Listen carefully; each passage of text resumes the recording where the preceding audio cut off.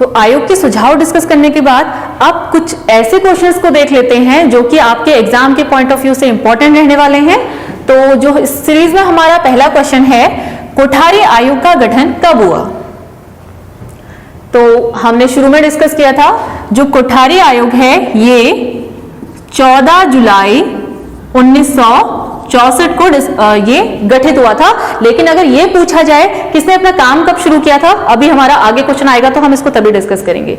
हाँ, इसमें अगर ये पूछा जाता है कि इसने अपनी रिपोर्ट कब प्रस्तुत की थी, तो रिपोर्ट प्रस्तुत करने की जो तारीख रहेगी वो है 29 जून यानी कि 29 जून 1966, यानी कि अपना काम शुरू करने के अपने गठित होने के लगभग 2 साल बाद जो है इसने अपनी रिपोर्ट प्रस्तुत की थी।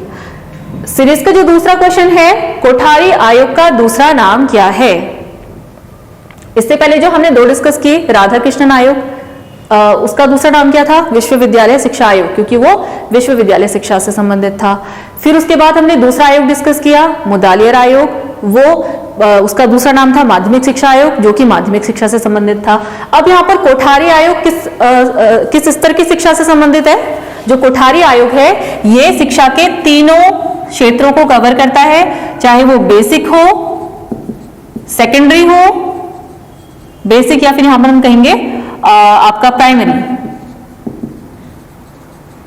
बेसिक हो, माध्यमिक हो या सेकेंडरी हो, या फिर हायर एजुकेशन की अगर हम बात करें तो तीनों क्षेत्रों में किस प्रकार की समस्याएं थी और क्या उसमें सुधार के लिए सुझाव इस आयोग ने प्रस्तुत किए थे, उसकी बात की गई है। तो कोठारी आयोग का दूसरा नाम क्या होगा? क्योंकि इसका कार्यक्षेत्र संपूर्ण शिक्षा प्रणाली है, ये था भारतीय शिक्षा आयोग या फिर राष्ट्रीय शिक्षा आयोग। तो इसका दूसरा नाम हम यहां पर लिख लेते हैं,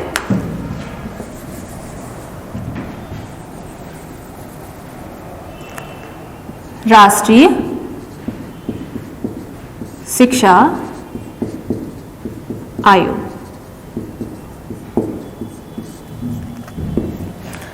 इसके बाद भारतीय शिक्षा आयोग के सदस्य कौन थे? जो भारतीय शिक्षा आयोग है ये किनकी अध्यक्षता में गठित हुआ था? भारतीय शिक्षा आयोग के अध्यक्ष थे डॉक्टर DS कोठारी, या इनका अगर हम पूरा नाम पूछा जाए दौलत सिंह कोठारी इस आयोग के अध्यक्ष थे। अगले प्रश्न की तरफ बढ़ते हैं।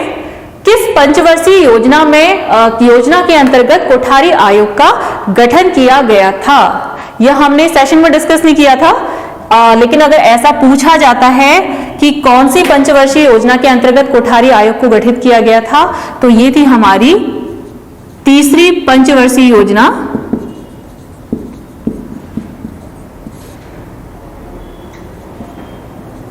जो कि आपकी 1961 to 66 इस पीरियड में फॉलो होती है। ठीक है, इसके बाद NEP यानी कि नेशनल एजुकेशन पॉलिसी या फिर राष्ट्रीय शिक्षा नीति,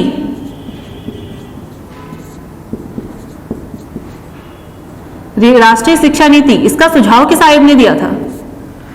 कोठारी आयोग ने कहा था कि राष्ट्रीय जो शिक्षा प्रणाली है उसमें एकरूपता लाने के लिए और शिक्षा के स्तर में सुधार करने के लिए एक राष्ट्रीय शिक्षा नीति को बनाया जाना चाहिए। तो इसका जो सजेशन दिया था या रिकमेंडेशन जो दिया था वो किसने दिया था?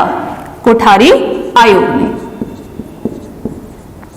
जाहिर सी बात है, जितने भी यहाँ पर क्वेश्चंस में अगर किसी आयोग का नाम पूछा जा रहा है तो वो क्या रहेगा? कोठारी आयोग। ठीक है, तो इसके बाद जो अगला क्वेश्चन है, पूर्व प्राथमिक शिक्षा का सुझाव किस आयोग द्वारा किया गया था? अभी तक बात होती थी कि प्राइमरी लेवल जो शिक्षा है वो कितने वर्षों की होनी चाहिए? 5 वर्षों की हो, 4 वर्षों की हो, या फिर माध्यमिक शिक्षा है वो 7 वर्षों की होनी चाहिए, स्नातक 3 वर्ष की होनी चाहिए। इसी प्रकार से आगे की जो शिक्षा व्यवस्था थी उसका ड्यूरेशन दिया गया था, लेकिन जो सबसे पहले पूर्व प्राथमिक शिक्षा की बात की थी वो सुझाव हमारा किस आयोग द्वारा दिया गया था? तो इसका आंसर होगा कोठारी आयोग। इसके बाद बहुत इंपॉर्टेंट क्वेश्चन, इस आयोग ने राष्ट्रीय आय का कितना प्रतिशत शिक्षा में निवेश का सुझाव दिया? तो आयोग ने क्या कहा कि कितना % जो है शिक्षा के क्षेत्र में इन्वेस्ट किया जाना चाहिए? तो इसने कहा था 6%, यानी कि राष्ट्रीय आय का जो 6% होगा वो आपका शिक्षा के क्षेत्र में निवेश किया जाना चाहिए। इसके बाद त्रिभाषा सूत्र का जो त्रिभाषा सूत्र है ये किस आयोग का सुझाव था? ठीक है, तो पहले तो हम जान लेते हैं कि त्रिभाषा सूत्र है क्या। त्रिभाषा सूत्र की बात करें तो इसमें इन्होंने दो कैटेगरी रखी थी। एक तो इन्होंने कहा था जो हिंदी रीजन्स होंगे यानी कि हिंदी भाषी क्षेत्र जहां पर हिंदी बोली जा रही है। दूसरा इन्होंने कहा था नॉन हिंदी रीजन्स यानी कि जो गैर हिंदी भाषी क्षेत्र होंगे। तो उनमें भाषा का माध्यम किस प्रकार का हो? गैर हिंदी भाषी क्षेत्र। इन्होंने कहा कि जो हिंदी भाषी क्षेत्र है तो ऑब्वियस सी बात है अगर हिंदी भाषी क्षेत्र है तो हिंदी बोलने में सक्षम होंगे, तो ऐसे में जो इनकी पहली भाषा होगी वो रहेगी हिंदी। उसके बाद जो दूसरी भाषा का इन्होंने सुझाव दिया, इन्होंने कहा क्योंकि जो अंग्रेजी है वो अंतरराष्ट्रीय महत्व की भाषा है तो उसमें जो दूसरी भाषा रहेगी वो होगी अंग्रेजी। इसके बाद पहली हिंदी, दूसरी अंग्रेजी, त्रिभाषा सूत्र की हम बात करें तो तीसरी भाषा क्या होगी? तो इसको लेकर इन्होंने कहा था कि कोई भी आधुनिक भाषा यहां पर तीसरी भाषा रहेगी।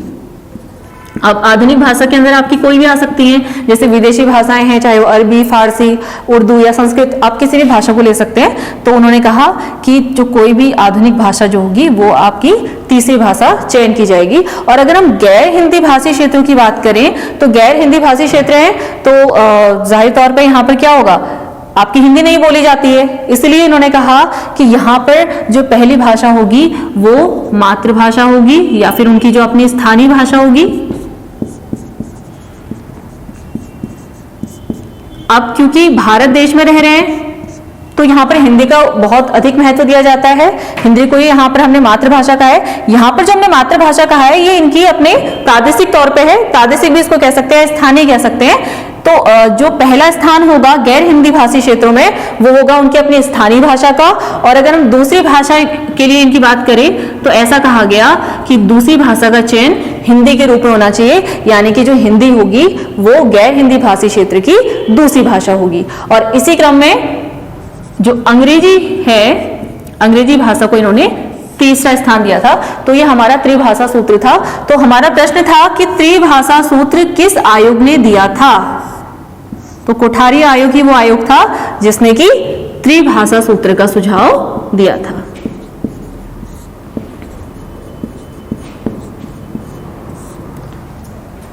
हालांकि जो अलग अलग स्टेट्स हैं वहां पर जो ये इनका त्रिभाषा सूत्र है ये फिट नहीं हो रहा था, क्योंकि आप देख सकते हैं कि जो लैंग्वेज फॉर्मूला इन्होंने दिया हुआ है, अब सिर्फ हिंदी या स्थानीय भाषा की यहाँ पर बात नहीं हो रही है। जैसे अलग अलग कुछ ऐसे स्टेट्स हैं जहां पर आपकी कन्नड़, तमिल इत्यादि बोली जा रही है, वहां की जो ऑफिशियल लैंग्वेज रहती है वो इन जनरल इंग्लिश रहती है। ठीक है, तो वहां पर ये जो फॉर्मूला फेल हो गया था, तो ये बाद में आपका त्रिभाषा सूत्र की अगर हम बात करें तो ये बाद में फॉलो नहीं हुआ या इसको नहीं माना गया था।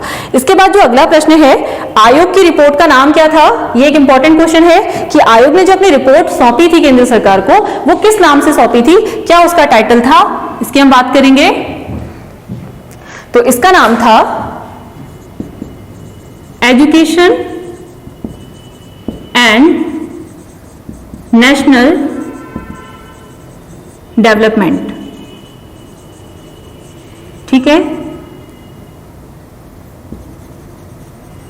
तो शैक्षिक एवं राष्ट्रीय विकास, ये इनकी रिपोर्ट का नाम था।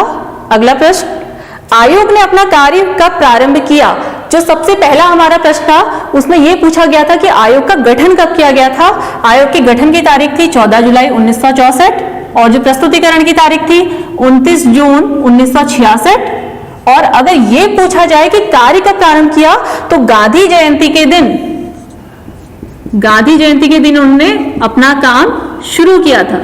जो इन्होंने कहा था कि 100 दिन तक इन्होंने भ्रमण किया, 12 टास्क फोर्स बनाए गए, 7 वर्किंग ग्रुप्स बनाए गए, 9000 लोगों के इंटरव्यूज लिए गए। तो इस तरीके से इन्होंने अपने कार्य को शुरू किया था। और ये काम जो इन्होंने शुरू किया था उसी वर्ष, जिस वर्ष इसका गठन हुआ 1964 को, उसी वर्ष गांधी जयंती के दिन यानी कि 2 अक्टूबर 1964 इस दिन जो है इन्होंने अपना कार्य शुरू किया। इसके बाद आयोग में कितने विदेशी सदस्य शामिल थे? हमने इसमें सदस्यों की संख्या की बात की थी, तो कुल कितने थे? 17 सदस्य थे, जिसमें से 12 भारतीय और बाकी के 5 कैसे थे? विदेशी। ठीक है, अब ये किस किस देशों से थे? तो उत्तर तो अगर हम कहेंगे कितने विदेशी सदस्य थे, तो इसका आंसर है 5। ठीक है, तो किस किस देशों से थे? ये थे इंग्लैंड, जापान, वैसे इनका नाम पूछा जाना है नहीं, लेकिन फिर भी नॉलेज में इतना होना चाहिए कि अगर हम 5 विदेशी सदस्यों को यहां पर डिस्कस करें तो वो कौन कौन से देशों से थे? तो इंग्लैंड, जापान, फ्रांस, अमेरिका और जो लास्ट रहेगा रशिया। तो ये 5 देश थे जो कि 17 सदस्यीय इस आयोग में शामिल थे। तो ये हमारे कुछ इंपॉर्टेंट क्वेश्चंस हैं जो एग्जाम में आ सकते हैं। तो ये सारी बातें जो थी आज हमने कोठारी आयोग के अंदर डिस्कस की थी। आई होप आपको ये वीडियो अच्छा लगा हो, तो please like and share this video and subscribe our channel. Thank you.